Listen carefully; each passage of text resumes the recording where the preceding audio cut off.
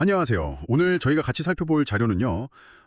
서울 양평 고속도로 건설 계획을 둘러싼 여러 논란 중에서 김건희 씨 일가의 차명 부동산 의혹, 이걸 다룬 열린공감TV 유튜브 영상입니다. 이 영상에서 좀 주목할 만한 내용이 뭘까요? 네, 이게 단순히 고속도로 끝나는 지점, 그러니까 양평 쪽 문제만은 아니고요. 그보다는 오히려 사업 시작점 근처, 그러니까 하남시나 광주시 쪽에서 김건희 씨 일가가 아주 오래전부터 거의 20년 가까이 차명으로 보이는 땅들을 사들이면서 개발 이익을 노린 거 아니냐 이런 주장을 하고 있습니다. 20년이요? 와. 네, 특히 그 주장의 근거로 해당 지역 땅 주인하고 직접 인터뷰한 내용을 꽤 비중 있게 다루고 있거든요. 아, 그렇군요. 그럼 오늘 저희는 이 열린공감TV 자료를 좀 깊게 파보면서요. 김건희 씨 일가의 뭐랄까 장기적인 부동산 계획 가능성, 그리고 차명 거래로 의심되는 그런 정황들, 또 혹시 권력이 개입된 건 아닌지 이런 의혹들의 핵심 내용을 좀 명확하게 짚어보는 시간을 갖겠습니다. 가장 먼저 나오는 의혹이 역시 그 차명 부동산 부분인가요? 네, 맞습니다. 그 영상 주정에 따르면요. 김건희 씨 어머니 최은순 씨 등이 좀 법적인 문제를 피하려고 했는지 아주 예전부터 친척들 명의를 빌렸다는 거예요. 예를 들면 먼저 돌아가신 남편 쪽 식구라던가 아니면 본인 형제 자매 이름으로 땅을 여러 개 사들였다. 이런 내용입니다. 아니 근데 이름을 빌려줬는데 나중에 땀만 먹으면 어떡해요? 그런 부분에 대한 얘기도 있나요? 네, 그게 또 흥미로운 지점인데요. 그 땅들에다가 명의 빌려준 사람 몰래 땅값하고 똑같은 금액의 근저당권을 미리 설정해뒀다는 주장이 나와요. 근저당이요? 네, 그러면 이제 명의자가 자기 마음대로 팔거나 담보 잡기가 사실상 불가능해지잖아요. 그런 안전장치를 해뒀다는 거죠.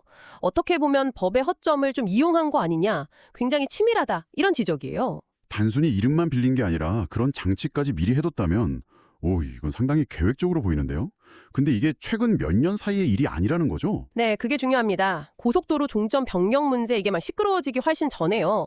이미 2005년, 그러니까 참여정부 시절부터 고속도로 시작점 근처죠. 하남시, 광주시 이쪽 땅에 대해서 소위 지주 작업이라는 걸 해왔다. 이런 주장이 나옵니다. 지주 작업이요? 그게 뭐죠? 보통 이제 개발 예정지 주변 땅을 미리 사두거나 아니면 원래 땅 주인들한테 좀 영향력을 행사하려는 그런 활동들을 말하는데요. 영상에서는 심지어 김충식 씨라는 인물이 이 전체 계획을 설계한 거 아니냐 이런 의혹까지 제기합니다. 야, 2005년부터면 정말 오래됐네요. 게다가 그쪽 지역은 하남 교산 신도시 개발이나 스타필드 같은 큰 개발 호재들이 있어서 땅값이 엄청 오른 곳이잖아요. 그럼 개발 정보를 미리 알고 투자했다? 이렇게 볼 수도 있겠네요. 네, 바로 그 점을 지적하는 거죠. 그리고 이런 주장을 뒷받침하는 가장 구체적인 증거로 내세우는 게 아까 말씀드린 광주시 목동 땅 주인 인터뷰예요. 이분은 집안 대대로 물려받은 땅이 한 3,000평 정도 있었다고 하고요. 그분은 어떤 경험을 하신 건가요? 구체적으로? 2018년쯤부터 문제가 시작됐다고 하는데요. 자기 땅이 서울 세종 고속도로 부지로 들어가게 되면서 그 시공사 대림 쪽하고요.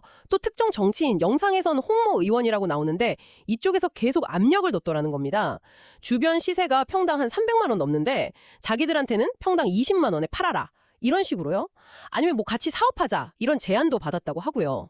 20만 원이요? 시세랑 너무 차이가 나는데요? 그래서 그 압력에 응하지 않으셨더니 다른 일이 벌어진 건가요? 네, 여기서 이제 더 심각한 의혹이 나오는데요. 원래 계획하고 다르게 제보자 땅 한가운데를 딱 관통하도록 도로 설계를 바꿨다는 거예요. 부채도로라고 공사할 때 임시로 쓰는 도로인데 이걸 이상하게 냈다는 거죠. 땅 한가운데로요? 네, 그렇게 되면 땅 모형도 이상해지고 도로 접근성도 나빠져서 소위 맹지처럼 되잖아요. 땅 가치가 확 떨어질 수 있죠. 심지어 그 만들어진 도로라는 게 경사도가 막 15도에서 30도가 넘어서 차가 거의 다닐 수도 없는 쓸모없는 도로였다고 해요. 그래서 제보자는 이걸 땅값을 일부러 떨어뜨려서 싸게 살려는 수작 아니었나 이렇게 강하게 의심하고 있는 겁니다. 아니, 잠깐만요. 듣고 계신 분들도 좀 이상하게 생각하실 텐데 쓸모도 없는 도로를 일부러 만들어서 땅값을 떨어뜨렸다. 이게 가능한가요? 제보자는 그래서 어떻게 하셨대요? 광주시청에도 가보고 국민권익위, 국토부 여기저기 민원을 다 넣어봤는데 다 묵살당했다 이렇게 주장하세요. 그래서 전문가인 친척한테 좀 알아봐달라고 부탁했더니 이거는 우리가 손댈 수 있는 사이즈가 아니다 이런 말을 들었다고 하고요. 네, 그러면서 이제 주변 땅들이 이상하게 무궁화 신탁 이런 곳으로 명의가 넘어가는 걸 보면서 이게 혹시 김건희 씨 라인하고 연결된 거 아닌가 이렇게 의심하게 됐다고 증언하는 거죠. 영상에서는 그 제보자 땅 주변에 다른 의심스러운 땅들도 있다고 언급하나요? 네, 그렇습니다. 그 제보자 땅 근처에 공교롭게도 최은순 씨가 작업했다는 의혹이 나온 성남 도촌동 땅도 있고 또 김건희 씨 아버지의 육촌 동생 이름으로 된 차명으로 의심되는 땅도 있고 그리고 그 김충식 씨가 윤남근 전 판사 돈 23억으로 샀다고 하는 군부대 부지 이런 것들이 다 모여 있다는 거예요. 그 주변에 다 모여 있다고요? 네. 그래서 이게 다 각각 다른 사건이 아니라 뭔가 하나의 큰 그림 아래서 착착 진행된 거 아니냐 이런 의혹을 제기하고 있는 겁니다. 자, 오늘 저희가 살펴본 열린공감TV 자료는요. 서울 영평 고속도로 논란이 우리가 알던 중점 변경 문제, 이걸 넘어서 거의 20년 가까이 진행됐을지도 모르는 어떤 차명 부동산을 이용한 조직적인 개발이익 추구 계획, 이것의 일부일 수 있다는 상당히 심각한 의혹을 제기하고 있습니다. 특히 그 광주시 땅 주인의 구체적인 증언이 나오면서 이런 주장에 힘을 싣고 있는 모양새인데요.